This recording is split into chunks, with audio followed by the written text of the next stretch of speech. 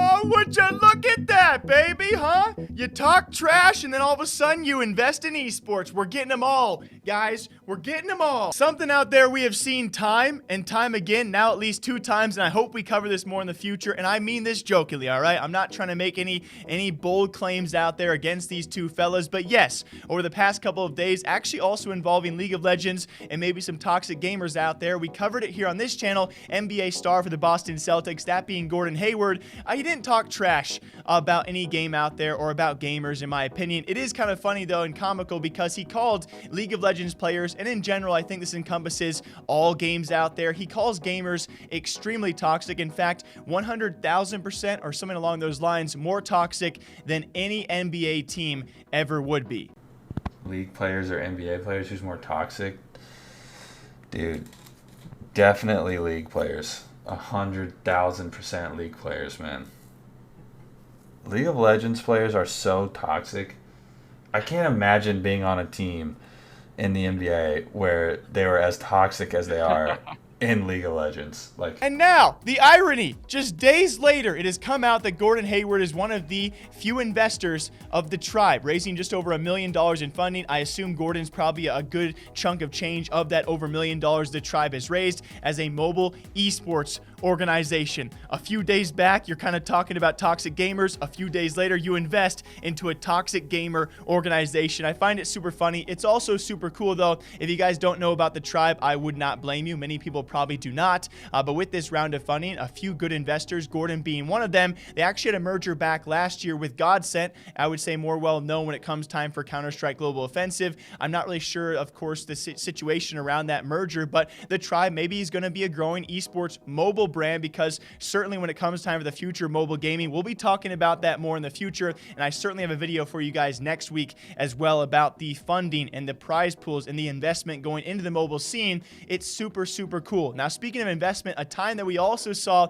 another gigantic investor kind of semi-trash talk some esports and esports investments. That was Mark Cuban, and then he himself also has invested into several different pathways of esports and gaming. I don't know. I find it ironic when you, as an investor, talk poorly about what you're investing in. Maybe it's just me. And again, I mean nothing harmful around these guys. I love the fact that they're involved in esports and gaming. But it was actually Mark Cuban, I would say borderline notoriously, one of our better videos here on the channel. He had actually talked very poorly of North American and European esports investments, especially investing into esports organizations. And he very well could be right. A very, very smart guy. He himself has also, though, made some esports investments, which could be the smart form of things, especially given some recent news. If you guys do not know, he's actually invested into 2K. He has his own Mavs 2K gaming team, as well as I think just about every single NBA franchise also has an NBA 2K team. He's also invested in a Unicorn, who partners up with Unicorns of Love.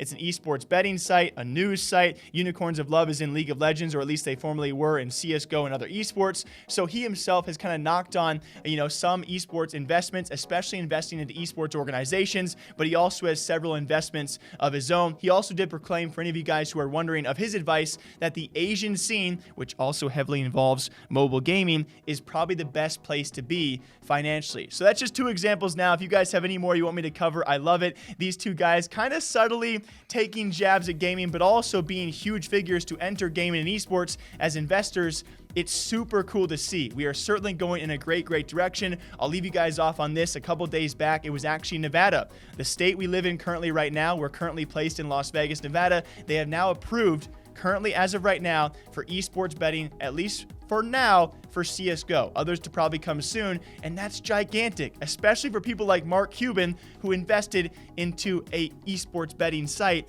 This just spells maybe some good luck for him in the future, and maybe Gordon Hayward as well, if mobile also takes off.